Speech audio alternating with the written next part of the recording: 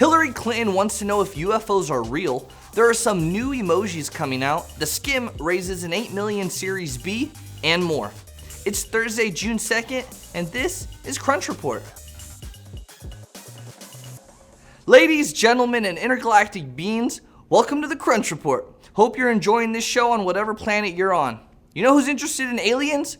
Presumptive presidential nominee Hillary Clinton. According to Clinton campaign chairman John Podesta at Code Conference today, he said he helped Ms. Clinton use the Freedom of Information Act to request transparency on an issue she's interested in: UFOs.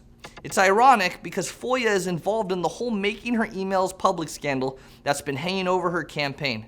Sweet irony. Also, sweet UFOs. We'll keep you updated if we get any hard evidence that shows aliens actually exist.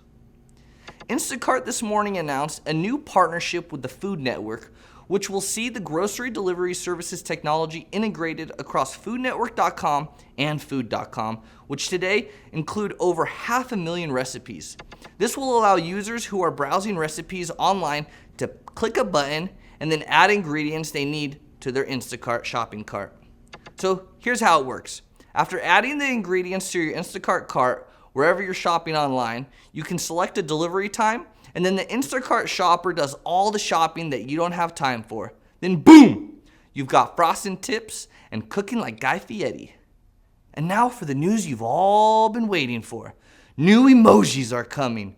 The organization that approves new emoji before they hit your keyboard has just announced 72 more emoji, which will be added to the Unicode standard, Unicode 9.0, later this month. You can look forward to someday soon being able to drop a clown face or shrug or nauseated face on your friends and family. Despite your excitement and the fact that the Unicode Consortium will approve these new emoji on June 21st, you'll still need to wait for smartphone makers like Apple, Google, and Microsoft to add the new emoji into their own software. So since we have some time before users are able to get their stuffed flatbread or man dancing emoji on, I have a few suggestions for the next Unicode Consortium. Unicode Consortium, that's a crazy word. As someone that spends a lot of time out and about in the Soma, I'd love to see a man avoiding colliding with a bicyclist in the crosswalk emoji. What about angry poop? Not all poop is smiley. Just a thought. Newsletter startup The Skim, with a largely millennial female readership, just raised an $8 million Series B led by 21st Century Fox and joined by earlier backers RRE Ventures, Homebrew, and Greycroft Partners. At our disruptive event that just happened in New York, the founders told the audience that they had 3.5 million subscribers to their newsletter. The Skim wrote in a blog post how they plan to use the new funds. With these funds, we are going to do a few things. 1, introduce Skim Studios, aka we are going into video. 2, introduce more Skim products and premium services that fit into the routines of our audience. 3, continue to expand our team with a specific focus on tech, data, and product hires. The Skim has now raised roughly 18 million altogether. Natural and human disasters happen all over the world, and God forbid when it does happen, it's horrible.